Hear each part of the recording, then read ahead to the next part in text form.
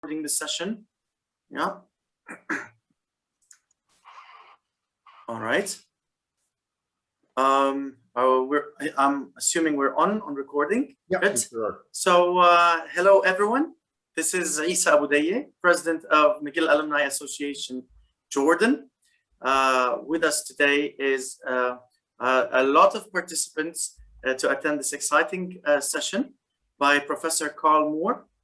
Of course, just very briefly, we're very excited. This is our first regional event. So Jordan is leading this event and has sent out an invitation to several chapters in the area, including the Qatari chapter, the Emirati chapter, and I guess we have with us also some of their participants today, the Turkish chapter as well, and the Romanian chapter. So we've got a couple of internationals joining that event, and we're glad that we really be going beyond Jordan for that matter. We're also very happy to have with us Mr. David Sincox, the Director of Alumni, Leah as well, Leah Lo Paulo. She's also the events coordinator, and Bashar Quraini, who's the Vice President, and several members of the core committee. With us today is Professor Karl Moore. Several of the attendees today actually have been his students. I was in immunology. I didn't have the pleasure of attending any lectures with him, and that's why I forgo my wish to moderate this session. In fact, Bashar Quraini will be moderating that. But Professor Moore is a well-known researcher, and he's in the hotel management department as well as the neurology department at McGill University. We've celebrated McGill's 200th anniversary a few days back. McGill has given us 14, if I'm not mistaken, Nobel laureates, has given us amazing graduates and amazing professors. And with us today is Professor Moore, who is one of the distinguished professors who will talk to us about leadership. And I think it's a great topic in the COVID times, especially with introverts and extroverts, you know, their roles being shuffled up all of a sudden during this pandemic, giving really different and exciting new roles for those two categories and those that come in between. Without further ado, I'll pass on to Mr. Bashar Quraini, who will be our moderator for this session. Bashar, floor is yours. Thank you, Dr. Isa. Welcome to all our guests. It's going to be a pleasure having this event today with our guests and attendees. Our upcoming guest and presenter needs no introduction. Well, Professor Moore, just allow me to give the honor of making a roll call on the achievements and credentials of our own Professor Karl Moore. Professor Moore is a professor at the Digital Faculty of Management and has been Associate Fellow at Green Templeton College at Oxford University for more than 20 years. Before that, Professor Moore was on the Oxford University faculty from 1995 until 2000. He taught on executive education and MBA programs at Stanford, Harvard Business School, IMD, London Business School, INSEAD, Oxford. So he's been around this program and education for most of his career. He has authored 28 refereed journal articles, 10 books, and has over 3,600 Google Scholar citations. For the last 20 years, he has worked with Professor Henry Mintzberg, teaching on and running leadership programs. Professor Moore is a sports enthusiast who has adopted charitable causes along the way. He has also rubbed shoulders with sports royalty across the years. Before handing the reins over to Professor Moore, I'd like to mention a few housekeeping rules. Please use the chat box for any questions you may have. We'll get things rolling with answers along the way. Just follow the guidance of Professor Moore as we get immersed into the world of leadership. So the floor is yours, Professor Moore. Thank you, Bashar. It's great to see you again after many years. I remember you in the classroom. I don't think you had the goatee back then, but it's amazing how people don't change too much over time. And the voice, I remember as well. Like it just, some of those things stand out and bring back very fond memories. I did an event in Istanbul a couple of years ago, and I've done 3 or 4 in Dubai. So nice to see some familiar names and faces there. So, well, just to mention, we had our 200th anniversary. I'm on the committee for it. Really some exciting events going to come up this year. It's unfortunate it's during the pandemic, so we'll do that, but hopefully as things unfold, hopefully we'll be on in person on campus in the fall, so we can do some neat things. Another thing is John McCall McBain is our new chancellor. He was the, he and his wife gave McGill $200 million. They're starting to have students with those scholarships come now. He also was a Rhodes Scholar after McGill and gave money to the Rhodes Scholars. So we're trying to do something similar at McGill, what the Rhodes does for Oxford. And it's very helpful to have $200 million to do that. He's starting as the new chancellor in July. And I interviewed him for my radio show when he gave the money. So he saw my Oxford University hockey team picture and he said, "Did you play hockey at Oxford?" And I said, "Yes." And he said, "So did I." He said, "The next time you're in Geneva, bring your hockey equipment. You can play on my team." So 6 months later, I find myself in Geneva. So if you're a billionaire who gives us $200 million, I will come play hockey with you. I don't play golf well, but if you want to give $200 million, Alex, I'll come and golf with you. Like, I'll play any sport if you give us that kind of money. But it's fun because it was watching John and I are a similar age, and we were the oldest players. He was absolutely a leader on the ice. It was very impressive to see this man leading a bunch of, I mean, it's a men's team in this case, a bunch of younger men playing hockey in Switzerland. So it was really a pleasure to get to know him in that sense and see him that way. One final thought before I move on is that I was at Oxford for a number of years, and I'm 6'3", I'm noisy, my wife and small kids, and play hockey. So everybody knew me at Oxford relatively. Like, I was just a colorful figure and quite an extrovert. And so when I left there, you leave an academia over a year. So it's a very slow quit. So I had hundreds of conversations at Oxford about where I was going. And the conclusion at Oxford was there are 9 schools in the world you can leave Oxford from and not be embarrassed. And they are Cambridge, LSE, McGill, Harvard, Yale, Stanford, MIT. That's the list that they came up with over many, many conversations. The only one outside the US and UK, of course, is McGill. And so I've taught thousands of students at Oxford. I taught some at Cambridge as well, and McGill. My McGill students, absolutely, I put up there with Oxford and Cambridge students as among the top young people in the world. In fact, I send a number of my BComs every year go do their MBAs at Oxford or Cambridge. In fact, I gave a talk at Harvard a couple of years ago on the same research, and 4 BCom students I had taught were doing their Harvard MBAs. I'm teaching at Stanford in a couple of weeks. Jennifer Hale, who was a great Canadian athlete that was a McGill student of mine, went to South Africa with me, is starting her MBA in July at Stanford. So McGill students are among the most impressive young people in the world. I'm not going to say they were better than you guys were there, because that would be inappropriate. But something where for generations, we've had stellar young people like yourselves and go out there and change the world. So that's very, very exciting. So I want to talk, I'll put up my slides now and get into some of the material. We'll do a couple breakout rooms to have you discuss this. So I'm going to talk about extroverts, ambiverts, and introverts as leaders. I think they sent you a couple things that you might have read. So this is a hot topic out there. We'll get into ambiverts in a minute. Now, if I can figure out how to get this. There we are. So I've been studying leadership for about 25 years since my PhD. In the last 10 years, I've learned the most about leadership from 3 groups: women, introverts, and Generation Z. And clearly I'm none of those. Well, clearly I'm not 2 of them. So, and again, many, like more than half our deans last year were women. I mean, they still are women, but unless I had a gender change, but it's something where, and our principal, the last 2 principals, and the current and the one before, have been women. So at McGill, we have a lot of senior women leaders, from the principal to the deans and so on. And as men, we learn from women how to lead. Though what a great woman does is something men should emulate and learn from. And I'm not worried about women learning from men, not a problem. Maybe in 30 years, they'll roll me out of the seniors' home and say, "Karl, can you tell us when men were in charge?" Probably won't happen, but this is a theoretical issue. Now, Generation Z, I get to hang around with them. I have 8 of them work for me 10 hours a week in research projects for the producer of my radio show. And I'm reverse mentored 25% of the time. So I'm less wise than someone my age was 20 years ago.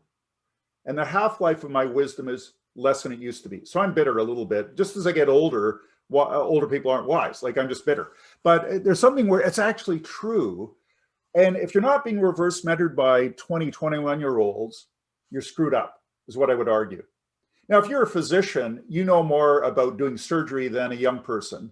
But the idea is that younger people teach you about where the world's going. But I want to focus on introverted leaders today. So our traditional view of leadership was extroverts, and that's what the literature said, essentially. So what I've done as a good academic is do about 450 interviews with C-suite executives, largely in North America, Europe, and Asia. And so I interviewed, Justin Trudeau, Sir Richard Branson, Scott McDonald's McGill, BCom runs Oliver Wyman Worldwide, Mohammed Yunus, Nobel Peace Prize winner, and so on. So some of these names, Ken Dryden, the great goalie from the 60s. And I'll talk a little bit about strategy since the pandemic. I've interviewed about 60 CEOs since the pandemic, and some, like the CEO of Air France and the CEO of Air Canada, the world fell apart. Absolutely fell off a cliff. Where other ones, like the president of Loblaw, she has 200,000 people kept shopping for food in Canada. And so and Subway's businesses got better. So I'll talk about that. That's what I'm going to focus on. Now, the central idea of introversion and extroversion, the central idea, and this is, again, there's a lot of debate, being shy and introverted are not the same thing. What the construct is your sensitivity to stimulation. So introverts love people, they love being with people, but after a degree of stimulation, they fall over and they got to recharge their batteries by taking introvert breaks. So does anybody have an example of an introvert break? Motez, I see you nodded your head. Do you have an example of an introvert break you take? Usually, yeah. After a couple of meetings or something, the lunch break, I make sure that it's me on my own, for example, like just separate, go away, change space, don't talk to people, recharge. Yeah. And so that's a very typical introvert. You might walk the dog, listen to Mozart on your headphones or whatever. So that's something where, now, extroverts need stimulation. So the research suggests that what happens when an extrovert like myself is stimulated, our brains light up with dopamine and we're actually happier. So when we don't have stimulation, it's frustrating, it's difficult, it's challenging. So it's interesting because we'll talk about extrovert breaks in a minute. Now, one of the things that are interesting is that the research suggests that it's inherited to some degree. So he looked at babies who were 4 months old, saw their response to stimulation. Now, maybe in the Middle East, babies at 4 months talk, but they don't in Canada or the US. So what they saw is, and again, sometimes MBA students who have babies will come to McGill and they'll come in and some babies will turn towards me. I'm big, large, and noisy, like dad on steroids. And the baby will go, whoa, what's that? Now, they won't say whoa, but you know what I mean. Where most babies will turn to their mom or dad's chest and hide their face because it's too much. So what they did is they looked at how did that predict whether you'd be more introverted or extroverted later in life. And it was almost half inherited. To some degree, God made me this way. It's all right. It's all right. I don't have to feel guilty, but I have to be an adult. Now, this is interesting, this idea that it's somewhat inherited, but we evolve and develop over time, okay? So almost all the research. So how it got started, I wrote with one of my students for my Forbes blog, a review of Susan Cain's book, Quiet. And it got over 60,000 views, like 20 times normal. So we were thrilled. And I realized that this is a hot topic. So Claude Mongeau, McGill MBA, comes to class. So Claude comes to the CEO class the next night. I never asked anyone if they're an introvert or extrovert really before. I said, Claude, are you an introvert or extrovert? And he went on for 10 minutes in a quiet way about being an introvert. The second CEO is an introvert. Now, the literature suggested that leaders are all extroverts. And as an extrovert, I could lean into that. But what was interesting is that all the research was done by psychology professors talking to undergrads. Because as a professor, I have an endless supply of undergrads I can test as long as I don't use electric shock or something. So it's something where it's easy. But what was more interesting is saying, I want to look at leaders in the C-suite, men and women in their 40s, 50s, and 60s typically, who have been leaders time after time after time to get to the C-suite. So these are looking at people that are C-suite executives that are leaders. That's what I wanted to look at, what I wanted to find interesting, okay? Now, short test, take it back to McGill. So there's 5 words here. I'd like you to write yourself from 5 being very to 1 not at all on these 5 words, and come up with a number from 25, all 5s, to 5. So just do that now for a moment. And can you raise your hand when you're done, just so I can have a sense of when you've come up with a number?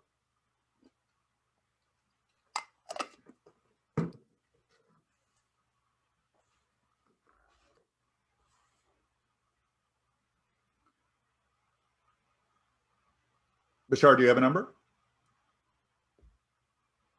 I have around an 18. Okay. So any else jump in, just give me your number. I have 12. 12. So 20 to 25. 22. 32. Who's that? 20. No, 22. 30. They're only 5. It can't be 32. That's why I was surprised. Like, hopefully Yeah. not a math grad, but No. I'm a BCom, but I can add 22. So no, I heard it wrong. So 20 to 25 is an extrovert. Now it's a bell curve. I'm an extreme extrovert, but most people are a bit extroverted or a bit introverted. So 2025 is my fellow extrovert. And so if you're one of those, we could high five right now. We just do it automatically. We couldn't help ourselves even on Zoom. High five coming your way. So so for those who are 15 to 19.9, in case there's a math grad in the group there, these are what we call ambiverts. I'll come back to that in a minute. Now, if you're from 5 to 15, you're more of an introvert. So anybody show up as an introvert? That's interesting. Not willing to say. So, oh, here we have some down the middle. So who raised their hands? Carolyn? So what's your number? 16. Okay, so more of an ambivert. Rasha? Rasha, your hands up? It's been up for a while. No, I'm the 22. Oh, you're the 22. Okay, so what I want to do, I'm going to send you to your chat rooms for 2 or 3 minutes in groups of 4, just to discuss which you are and why do you say that? Like, do you have some evidence for saying you're more of an introvert or an extrovert? Okay, so I'll just send you to chat breakout rooms for a couple minutes to do that in groups of 5 or so everybody can talk. Okay, I'll come and join you in a minute. So I'll open the rooms and we'll do that for a couple minutes. Just discuss which you are and give some evidence. Why do you say that? So you should go away.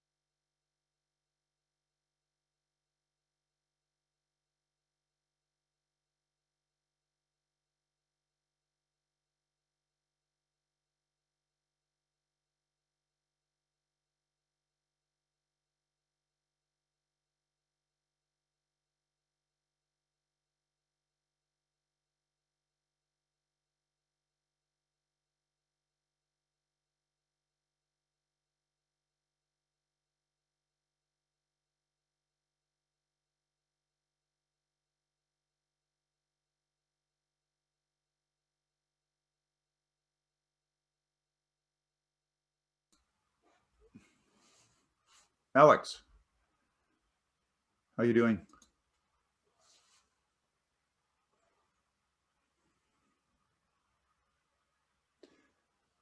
Abdullah.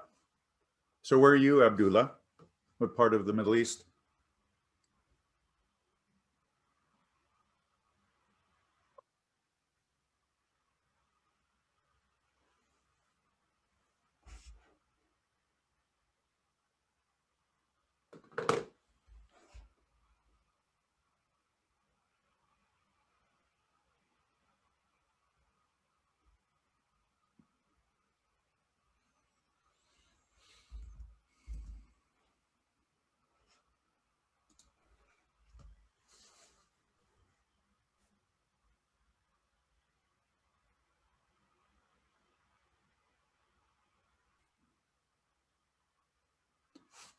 All right. So you shared in the breakout in the chat rooms. So Soa, anything interesting in your group? What was interesting is we were pretty much the same number, I guess. We were all around an 18. I know it was a lot of work. I had to do that to get you all together, but no, that was just pure chance. Oh, okay. Yeah, so it was a good coincidence. Okay. Got to know each other. We talked about how I talked about how I was very talkative and very energetic, except not more reserved at the same time. I'm a teacher, so I guess being talkative comes with the job. I thought I was more an extrovert. I was actually surprised by my number. I thought I was an extrovert. Well, I mean, that's a very short test. Most of you have done the Myers-Briggs or the Big Five. Yeah. I've done that multiple times in my career. I've learned that I can be whatever I want. Like if I could be the world's biggest introvert because I just answer the questions. Yeah. Oh, Saturday night, I'd rather read a comic book or, just stuff where you know what they're asking for. Exactly. But it's something where you want to actually honestly answer it is what you want to try to do. Yeah. But honestly, Professor Moore, that test, I've taken it 10 times, and every time, like you said, it depends on my mood. It depends how I want to answer. I'm not really convinced that there is extrovert, introvert exclusively. No, there's not. That's why I love your expression. What's the thing in the middle? Yes, I think you finally understand me. So I'm hoping that you remember that word by the end of the session. But so one of the things I say is if you have a hammer, I don't know if you've ever heard this expression, everything is a nail. Yes, so in our backyard, there's a fence. So I was fixing it 2 years ago, and I was using a nail, a hammer to put in screws. So an elderly neighbor comes by and goes, "Karl, this is wrong, almost morally wrong." And I thought he was an overwrought, but his point was, a screw is better fastening device than a nail if you use a screwdriver. If you use a hammer, it's not as good as a nail. So what you have to do is that when you recognize that human beings, so if you look at Sofa,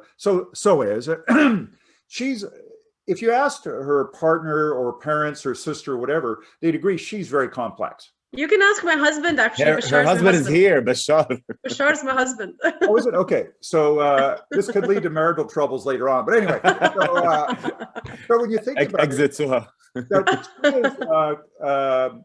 a generation is a millennial, a woman, a teacher, an ambivert, maybe she's a spouse, maybe a parent, but she's enormously complex. As her husband's probably even worse. So it's something, when we look at it, just using one way of looking at one lens to look at people is not helpful. But it's helpful if I know Soa is more of an extrovert, then I'll treat her a bit differently as a manager than I would if someone's a very introvert. For example, in a meeting with introverts, I don't call on them. I look at them and I look them in the eye and just go, "Are you ready?" is what I'm asking. And if they go, I wouldn't call on them. If they go, I'll say, "So what do you think?" Because I've asked her permission. Now, on the other hand, extroverts like myself, you don't need, if you look at me, I'll go, yeah, like I'm a dog. Like I'm ready to roll. So the nice thing about extreme extrovert is that you just ask them anything and they're ready to go out there and go for it, which can be a great strength and a weakness as well. Okay. So it's something we have to understand that we're all incredibly complex. Nevertheless, this is one useful way to look at people. Okay, so let's get back to my slides here. And so it's a spectrum.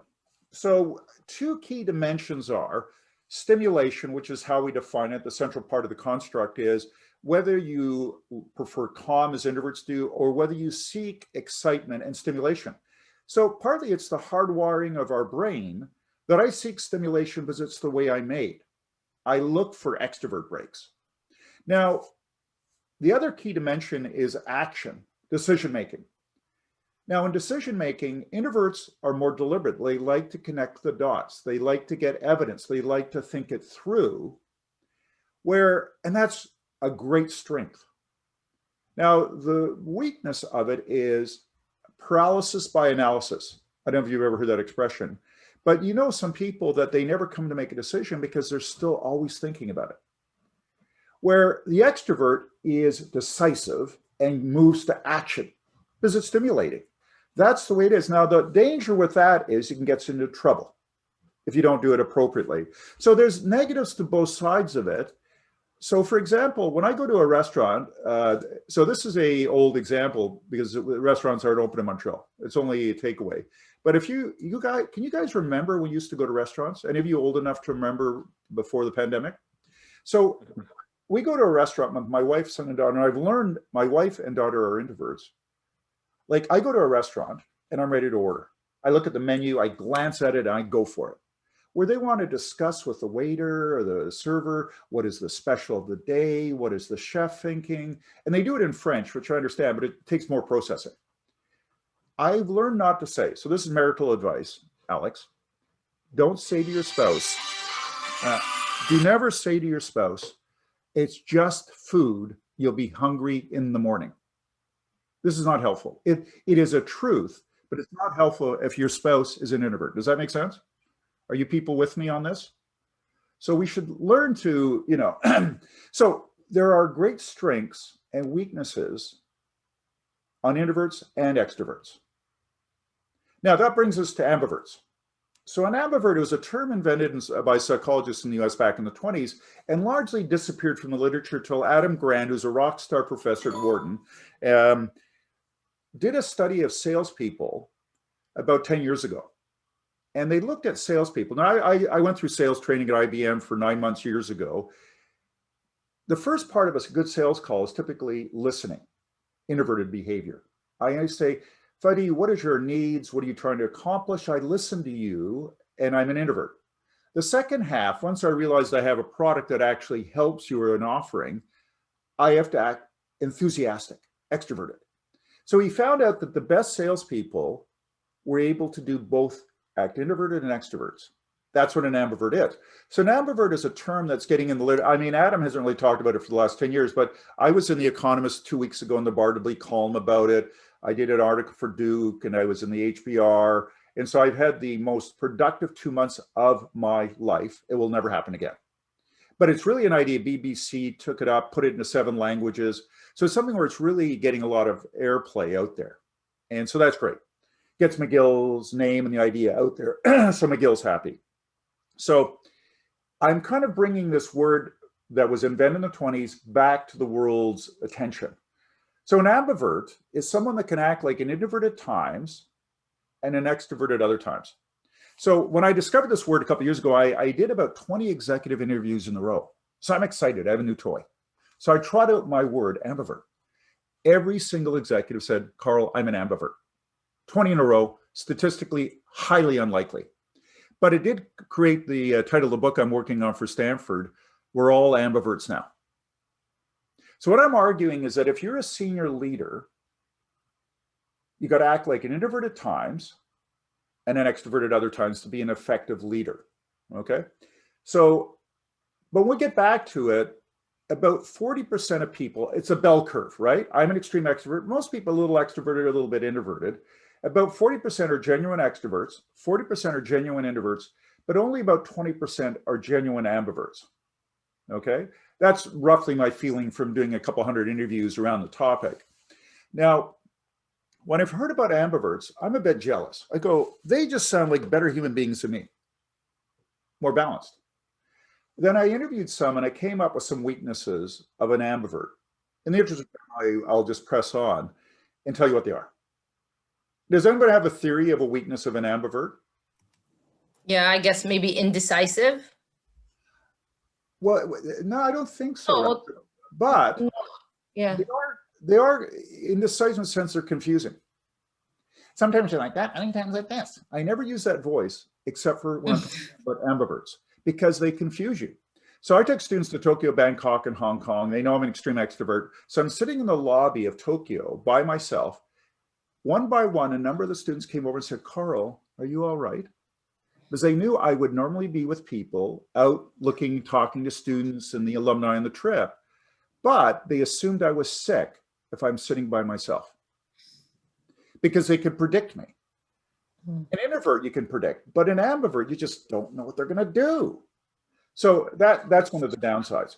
And they don't have the strengths of introverts or extroverts to the same degree. So I have the strengths of an extrovert. I lack those of an introvert. I try to copy them, act like an introvert. But the ambivert has both strengths, but not to the same degree. So Bashar, you had a question? You raised your hand? Yeah, don't you think it's just a reason for just these leaders not to show their hand, just to be out on the fringe, seeing how things play out, and then probably shift to one end or the other, depending on who they're approaching or the Well, the CEO. So I had 24 CEOs of class this year, and to a person, a CEO, when they go to a meeting in a conference room, again, this is when they go to a Zoom meeting. See, if I walk into a room as a CEO and give my ideas, it stops all discussion. You should go, Alex, that's why you're CEO. I love your ideas. So we all stroke Alex, make him feel good because he's CEO. So a good CEO goes, even as an extrovert goes, I'm going to shut up. I'm going to say, Alex, what do you think?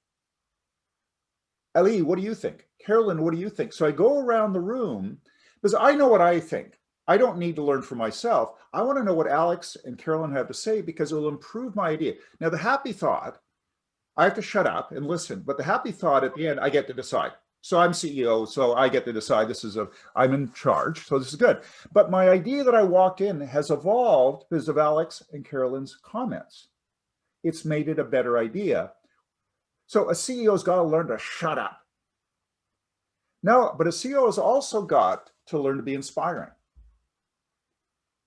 You got to give a speech that inspires people too. You can't be too quiet and go, I think we'll make it through the pandemic. I don't know, I have no idea, but I'm a bit hopeful. It's not an inspiring speech, okay? So you need to be able to get up there and say, ladies and gentlemen, I've worked here for decades. I am confident McGill can deliver a great education in spite of the pandemic. I don't know how we're going to do it, but I'm excited because of the talent that we have at this table. You got to be able to do things both ways. Fadi, you had your hand up. Yes, so in this spectrum in front of us, can someone be excited at the same time deliberate their decision, like before coming up with their decision? Yeah, I mean, it's something where we have our natural personalities, but we're going to have to act depending on the context, like an introvert or extrovert. And if you can't do that, that's fine. So I'm on the board of a small AI company. Our AI programmers love to be on a computer all day. We pay them a lot of money. We don't expect them to act extroverted. We unchain them when a customer comes by and we bring them out for a few minutes. But it's something where they're really valuable. But if you want to be a senior leader, you got to act ambiverted to be effective. But I'm an extrovert. It wears me out. So introverts take introvert breaks we talked about. So you walk your dog or something.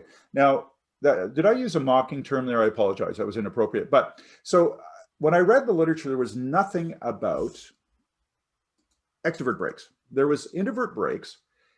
So I wrote an article for the Wharton Leadership Digest about 5 types of extrovert breaks. So when I'm traveling without my wife and kids, I eat at the bar and I talk to total, utter strangers because it's stimulating. It's interesting. Saturday night, my wife is a grade 1 teacher and our daughter's doing education. So they often study together Saturday night. My wife's helping our daughter with education. I go for an extrovert rock. So there's about 8 or 9 restaurants. We live on Green near Dorchester. 8 or 9 nice restaurants that have opened up in the last 5 years, so not when you guys were there. And I'll go to a nice restaurant back when they had customers, and I'll poke my head in and I'll go, Soha, nice to see you. And I'll go chat with people I play hockey with or teach at McGill or former students. And I'll go and I'll talk to people. My record was 9 out of the 10 restaurants, there was someone I could say hello to. Does that make sense? So I look for stimulation because I'm an extrovert. Rasha, you had a question. Oh. Yeah, you were saying at the beginning that it's our personality is 40-50% genetic, right? Yeah. So there's got to be other factors, right? Because I don't know. I find that with time, I don't want to say with age, but I'm becoming less of an extrovert. I'm appreciating more time alone, sometimes lower energy activities, and I don't know if that's it's just, you know, life experience or context. You say different situations, you try to personalities because they work in a specific situation. So you acquire skills to be move a bit more towards an ambivert, whether you're an introvert, I guess, or an extrovert, and depending on what the situation needs, because in the end, life has to go on and you have things you want to do. Well, that's a fair point. We also move a little bit as we get older towards the middle, just on general principle, we calm down, but partly it's called being an adult. So around grade 3, when your child's in grade 3, you lose your name. I'm no longer Karl, I'm Eric's father. Now, if you get upset about it, because you go, like, I'm taller than Eric, I make more money, I have more education, I win on every level other than cuteness. You go, grow up, your mom, your dad, right? So there's a certain degree, and if you're married, so we have a married couple here, and, you know, in some case, when you go to work, your husband's work, even if you're an extreme extrovert, and you try to grab all the attention, we think it's sad, don't we? So it's a matter whether in a family, just getting older, you've got to, you got to let at your husband's work, let him be front and center. Or if you have a kid at school, you got to let them be front and center. You guys understand what I'm saying here? Is this true in the Middle East? Yeah. It's called growing up, Soa. And I think Bashar enjoys that I take the attention away from him. Wait, is he more of an introvert? I think so. What do you think, Bashar? Yeah, the family's taking over here. You're muted. Isn't this so great? I classify as an ambivert, but yeah, maybe shifting towards introvert. But I do appreciate that somebody's taking the attention away from me in public settings, and maybe these characteristics make us maybe gel more to me and my wife.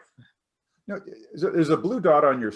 If this was a war movie, there'd be someone shooting him. You know, I don't know why there's. I just you know, it's kind of like the blue dot. You jump out of the way, and it's someone shooting you. But anyway, evidently it's not. Hopefully, but it's interesting because many times a couple, you're attracted to, an introvert and an extrovert are attracted to each other because there's a natural, you know, oh, she's the center of attention. That's fine. She loves it. She's good at it.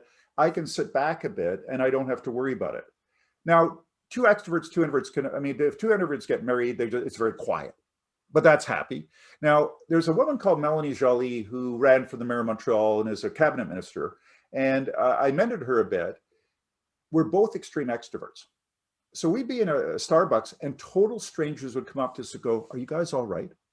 We seem to be a couple that really, you know, would talk over each other. You go, guys, this is not helpful dating behavior. Does that make sense? But it's something where, and I ran her to the parliament last year and I said, Melanie, I tell my students that after an hour, what I'm thinking is, does she ever shut up? And Melanie laughed and said, I'm thinking the exact same thing. So for an hour, it's all very charming. But at a certain point, you go, enough of that. Just calm down. But we're thinking that of each other. So we're glad we both married introverts. Does that make sense? So there's a sense of the relationship can change, but at work, you know, it's not your spouse. You've got to think about how am I impacting other people and allowing them. So if you're the CEO, you're the CEO. You don't have to be the center of attention. You are the center of attention. Put the spotlight on other people. And as a parent, you put the spotlight on on your kids, right? Because this is called good parenting, I would assume anyway. So let me get back to my slides here, if I can do this once again. So we have that, and we've talked about this, how do introverts tend to like to focus on one thing. Extroverts like to have multiple balls in the air because it's stimulating. Introverts tend to be more reserved as they're thinking, they're considering before they put out their, how I think is allowed. So I'll go down and see Soa, come down to her office. Theoretically, we can't do this. And I'll say, Soa, and I'll have 10 ideas. And I create ideas aloud.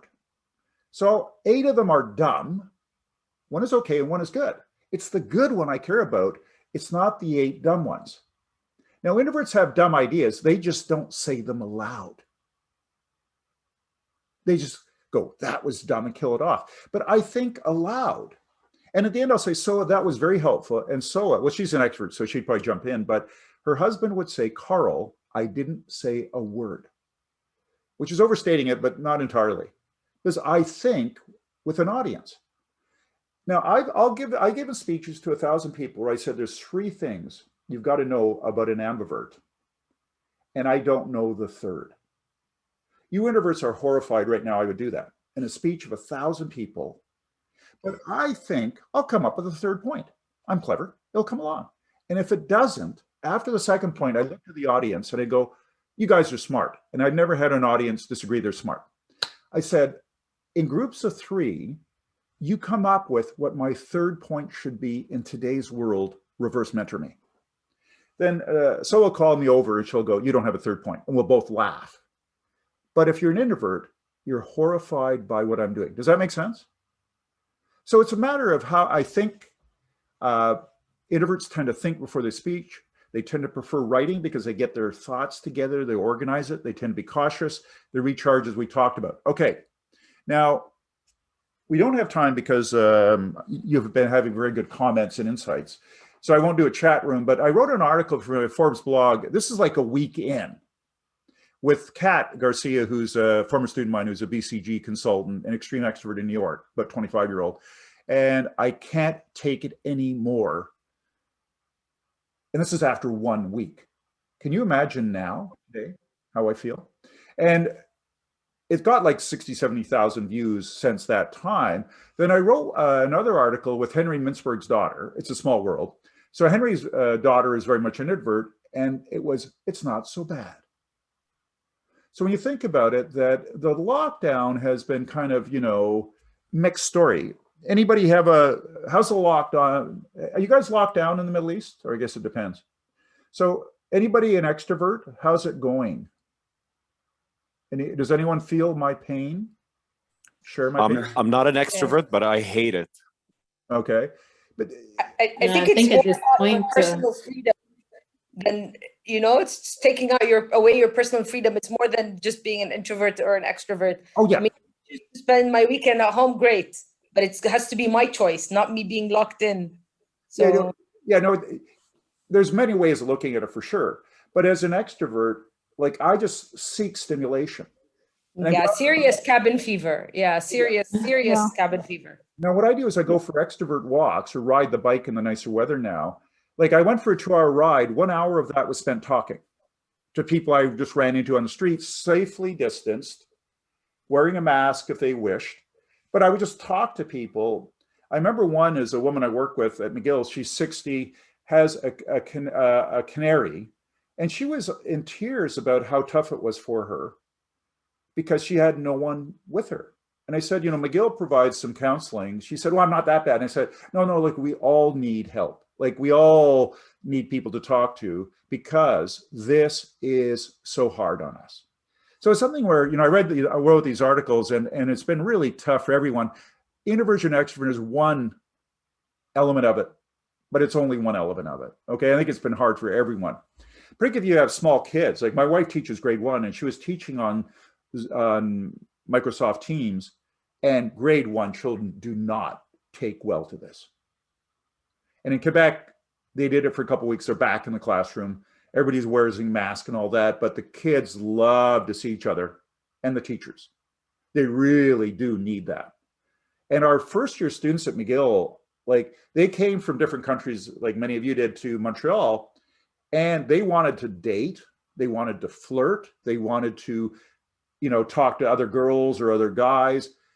They want, and they just can't. And it's just driving them nuts. Like our students, and it's the same at Harvard and Oxford, everywhere else, are incredibly stressed. So it's been tough. Now, I've interviewed about 48 CEOs. And one of the things that's interesting is that during the pandemic, it was helpful to be more introverted in the sense that they all had war rooms, like Burke's, big jewelry company across Canada. They shut all their stores down one day. So you have a war room that would meet every day. Just what do we do? And no one knew what to do. Like at Air Canada, your business falls off 95%. You've never seen this before. You don't know what to do. So the more introverted, quiet boss who would listen was the right approach, because you needed to learn and see what are they doing in other countries, what other businesses are doing. You had to learn from how the way forward. So more of an introvert approach seemed to work well during the pandemic. Okay, now we have the rubber band theory, is that you got to stretch and act like the other to some degree, but if you stretch too far, you're going to break and snap. So you got to realize who you are. Now, I interviewed Justin Trudeau. So some would think he's the world's biggest extrovert, right? And when I moved to McGill about 21 years ago, he had just graduated. So I did some things with him, not realizing he was the future prime minister. I would have been even nicer in retrospect. But so, these are things but his dad had been prime minister. I should have guessed he'd have a shot at it. And Sophie, his wife, is my personal shopper at Holt Renfrew. But again, that's a story for another day. So I asked him, and he said, Karl, I'm an introvert. And I rolled my eyes. Like, I know him well enough that I go, seriously. But he said, and you've all read this, but I'm an introvert who's learned to be an extrovert. I'm perfectly happy to sit in the corner, read a good book, and go be on my own, go for a walk, introvert breaks, right? This deeply satisfies me, versus the fact that my job is much more of a people person. And he likes people, introverts do. He likes exchanging, but that when he's on. So it's something where he's got to be on. But if you're going to be prime minister, you're not going to, you're going to kiss babies, you're going to talk to people, you're going to work the crowd. Because wherever the prime minister walks in a room, and with Justin Trudeau, even if the president is there, Justin's just so much better looking, that wherever he goes in the world, everybody goes, that's Justin Trudeau, and he's cool. Okay, he didn't go to McGill, so we know he's cool. But it's something where that just, so it's a matter of, but he recognized that when he took the job on. So there's a hand raised. Yeah, Professor Moore, just a quick question. Do you think that ambiverts or ambivertism can be developed? In the sense, for example, I'm an extrovert. I've been through a lockdown, and it was especially in Jordan. We had around a month and a half where we just simply stayed at home back in April, like nothing. So I kind of, as a survival mechanism, I started finding things that are more introverted that I enjoyed so that I can survive this better. So I was being kind of pulled towards ambivertism. So do you think that if you compare pre-pandemic, post-pandemic, you find a rise in the number of ambiverts as opposed to the 40-40-20 that you described? I hadn't thought of that. I think it's a good theory. I'll do some research to find out. And because I think it's something where what I'm saying is that as a leader, and indeed as a parent and a spouse and all those sorts of things, that you need to learn to act like an ambivert because it's the nature of the role. So Claude Mongeau talked about that he had a coach. He was COO and he became CEO, and they gave him a coach. Coach said, here's a clicker like you have a bouncer in a bar, and 5 times a day, you got to act like an extrovert. So in the morning, when you get in the elevator in the morning, instead of looking at your feet and saving us $100,000, which he was opt to do, you're going to go, Hamed, good morning. And something you're going to say something you're not going to argue with, like it's a nice day out there or something, or it's really cold, or something I'm not going to argue the CEO about. Then say, Hamed, I really appreciated your presentation last week. You did a great job. Thank you very much. Get off the elevator. Why? Because a CEO, if a CEO ignores you, my career's in trouble. I'm sending my resume to the competitor, is our immature human response. But I ran into the principal McGill at the local Saint-Saison supermarket, and she schmoozed me because she's a good principal. And Heather Marone Bloom lived around the corner, and I was mentoring their daughter, and her husband was my yoga coach, so I knew the family well. sometimes she literally stroked me on my coat. Like it was appropriate behavior, but she literally, it wasn't a metaphor, she stroked me. And I remember months after she was no longer principal, we were talking, and we walk away, and she's about 50 feet away, 20 feet for you younger people in meters. And she said, Karl. So I turned around and she says, I appreciate your hard work with the students. She's still stroking me when she no longer has a job. Because that's what a good leader does. But it's learned behavior that you've got to learn as an introvert to do that. So Claude learned to be the extrovert because that's what's required. Now, I interviewed a guy named Mohammed Yunus, Nobel Peace Prize, who comes to McGill every year, it seems. And I was in his hotel room, the Sofitel, and I said, are you an introvert extrovert? The 4 people with him laughed at the foolishness of the question, world's biggest introvert. But what he said is, and I said, Mohammed, I've seen you work a crowd. I've seen you give speeches. I've interviewed you on my radio show. You're an extrovert. He said, Karl, no, I'm a profound introvert, but I'm helping millions of the poorest women and children on earth. How could I not? And you go, good person. Evidently, having a Nobel Prize is very helpful. None of us will know, but if someone offers you one, take it, evidently, because it opens doors. And it's something where he just had a platform that could help really poor people. So he did. That was the right thing to do. Okay. So we're almost done. There's a time, but there's a cultural overlay. So this is a very tentative map saying that there's some more introverted societies and extroverted. So I will tell you my one introvert joke. I'm going to share it with you because I like you guys. So my mother's Finnish and I teach in Iceland. That's helpful background. So how do you tell a Finnish introvert from a Finnish extrovert? A Finnish introvert looks at his shoes when he's talking to you. A Finnish extrovert looks at your shoes when he's talking to you. So it's something where, and you tell this joke about engineers as well. So it's a joke, but in Iceland and Finland, it's true. Where I tell my students I have 3 personalities, and I'm not being counseled for it. I'm Canadian, grew up in Toronto, lived in Montreal, but I lived in England for 5 years. So I got a British accent. I can speak Oxford. I'm quieter and more sarcastic. But when I'm in New York, I absolutely turn up the volume. Now, my students find this hard to believe, but I get noisier because I'm in New York City. Now, I lived in LA 6 years. In LA, you mellow out like, dude, like whatever. But you mellow out. But in New York, you turn up the volume. So I adjust my personality depending on the culture I'm in. So I took students to Thailand and to Japan. McGill has an MBA in Tokyo. I've been there 8 times, been to Bangkok. And I said, my theory is, students, that Japan is the bell curve, but it's more introverted.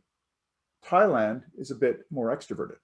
So you have the world's biggest extroverts in Japan, but it's more introverted society. Okay. So now I had one of my students do a thing where we interviewed a bunch of people, Koreans working in Vietnam and then Vietnamese working in Korea.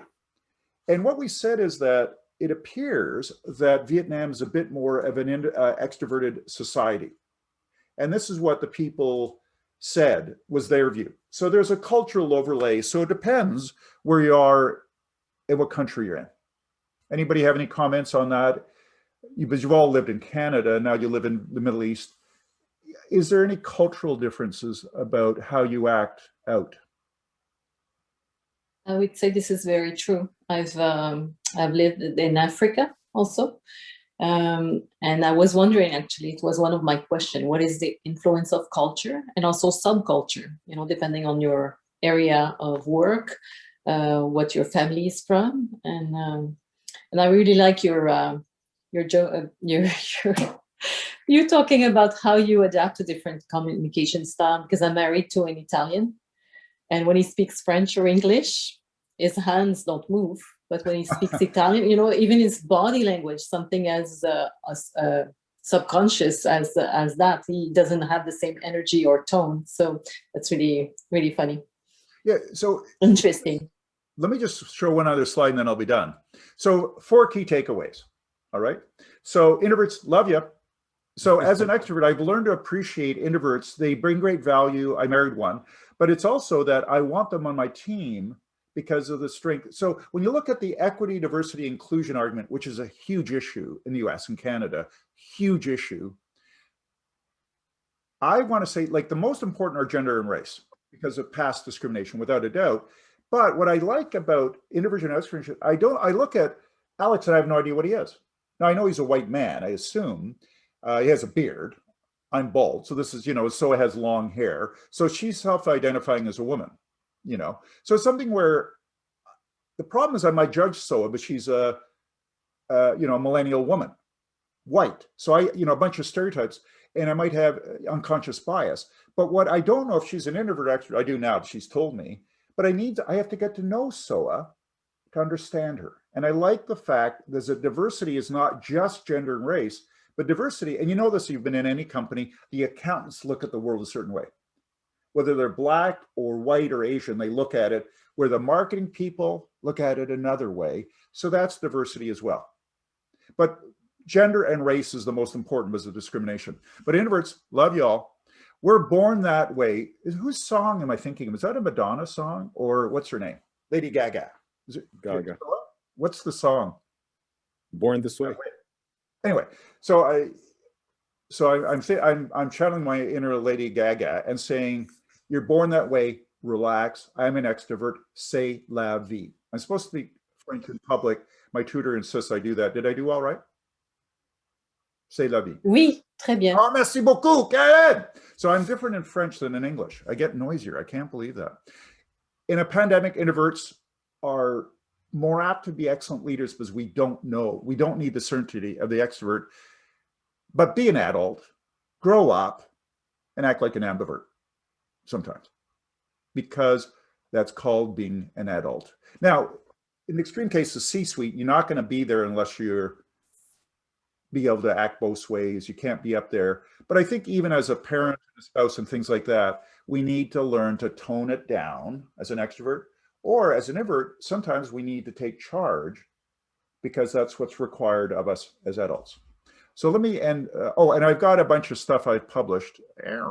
So all sorts of stuff. So if you want to look at that, you can. Anyway, so let me stop sharing, which just sounds like a bad thing, doesn't it? Stop sharing. So because you want to say to your kids, share with your little sister. So I've stopped sharing, but we have a couple minutes for questions. Anybody have any comments, insights, questions? It's after 1, so you're free to go because it's after 1, but I'll stay around for a few minutes if you have any things you want to comment on or whatever. So Dr. Arif. Hello, thank you very much, Karl. Thanks, everyone. I have noticed something. I'm now 55 years old. I had been always extrovert. Then at certain age, like when I became 48, 49, I feel like I changed. Does that really have any reason I became more introvert? Well, it may be just life circumstances, things you've gone through, but it's also you're a unique individual. So when I talk about generalities and things which are generally true, but they don't apply in all contexts to all people. That's why you got to be careful about. See, I'm overly excited about introversion, ambiversion, extroversion because I'm a world expert, albeit there's not much competition. And so it's something where I'm overly excited and I've got to say, calm down. There's other things in life as well. Like if you went through, a death of a mate or divorce or parents dying, like this may change your worldview. And I think coming out of the pandemic, we're going to be a bit different in a sense, many of us, because we've just learned some things about ourselves. So it's a very complex thing to think about. So Munzer, if I'm saying that rightly. Yes, thank you. As a CEO, do you think it's a good idea to have the C-suites do an assessment and have a discussion about our preferences, or is that too much of an extrovert thing to do? No, because I just did a project with paternity leave with McKinsey, and we're surveyed men taking longer leaves. So it was all very interesting. And we're going to start another project, probably looking at introverts, ambiverts, extroverts, but McKinsey, Bain, and BCG, 3 of the top consulting firms in the world, they have you take these tests. And one of the first things you often do in a project is saying, so what are you? And if I know Fadi is very much an introvert, I'll work with him differently. And I won't say, give me an answer right now, but I'll say, Fadi, here's some things I want to talk to you about tomorrow. So he can do his research. But if I know someone else is an extrovert, I'll go, hey, Alex, what do you think? Because I know his energy will get us going. So I'll manage you and work with you differently. So McKinsey, Bain, and BCG all do that as one of the key ways of thinking about people that they're going to work with.